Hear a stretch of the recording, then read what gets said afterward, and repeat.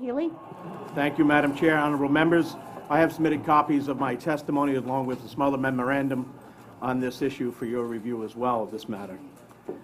I'm grateful for this opportunity to share some thoughts on the importance of marriage in our state and its families. I am Father Bernard Healey, the Director of the Rhode Island Catholic Conference, and I'm here to testify on behalf of the Catholic Church. It's important to state at the outset today that we are here to defend and support the long-standing definition of marriage. We are not here to attack the honor or the motivation of those who seek to change the definition.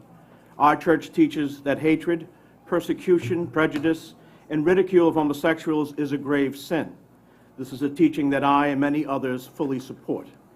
The proposal before you would redefine marriage, the basic structure of marriage as the exclusive and lasting relationship of a man and a woman, committed to a life with the potential of having children, is given to us in human nature and thus by God's nature.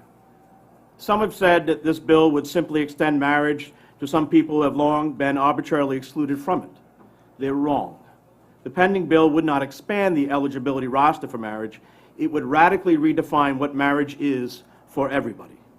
Our position to protect the definition of marriage is not an act of discrimination or bigotry, but rather an acknowledgement of the right of those united as husband and wife to have their marriage the distinct relationship.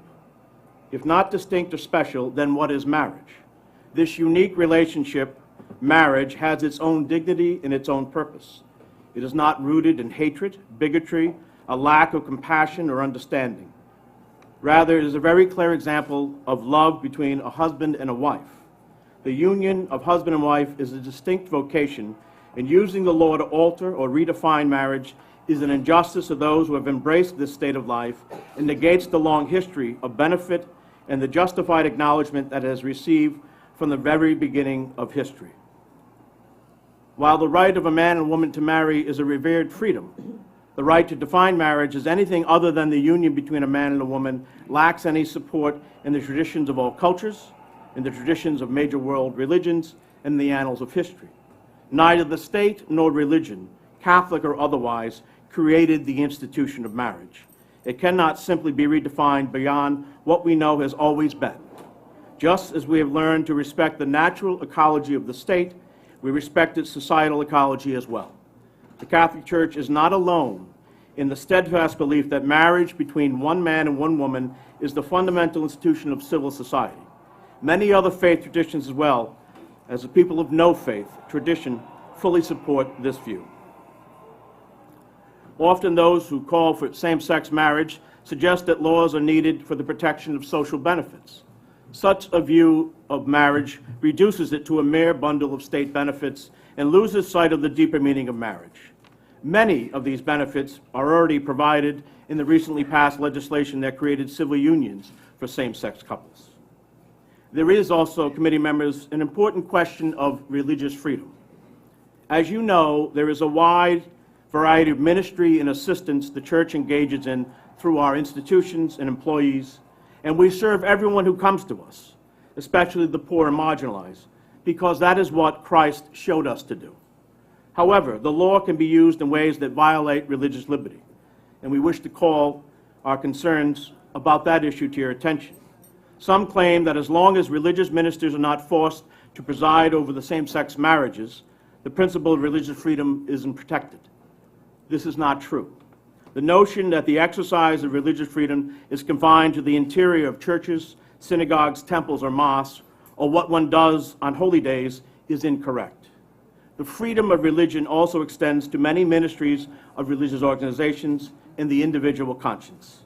So if marriage is redefined in civil law without proper conscience protections, individuals and religious organizations, regardless of their deeply held religious beliefs, will be compelled to treat same-sex unions as the equivalent of marriage in their lives, ministries, and operations. As one of the state's largest employers, we are concerned about the direct effect this legislation would have on the employment policies of our educational and charitable agencies.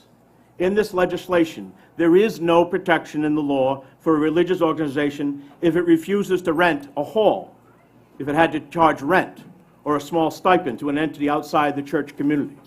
These spaces that are used most often to promote our religious beliefs could then become subject to recognizing conduct contrary to those same beliefs. As a small private stipend to defray the cost of a facility use should not erase conscience rights. Should the Knights of Columbus, who may charge for the use of their halls, now be subject to violating their mission by not being able to say no to a request they believe violates their mission and belief?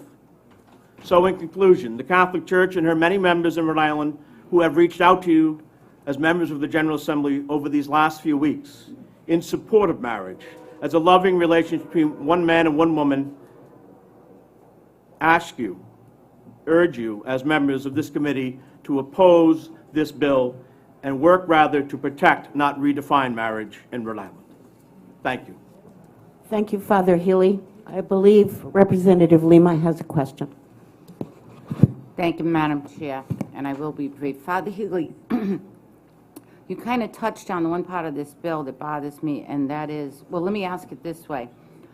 Providence College, in the dorms, you allow married couples to reside in the dorms together. Do you allow divorced couples to reside together in a dorm? I don't know that. I don't know Providence College's policy on that. Okay. You'd have to ask, I don't know. Okay. Because the part that I'm concerned about would be forcing the Catholic Church to go against their own principles and beliefs. When in Cranston we had to take a prayer banner down to be sensitive to an atheist. And I want to make sure that we're being sensitive to the Catholic Church and not having you violate your own Representative, principles. I think our third panelist is an expert in the area of religious liberty and probably can answer those good. questions for you. Thank you. Thank you. Thank you, Father Healey.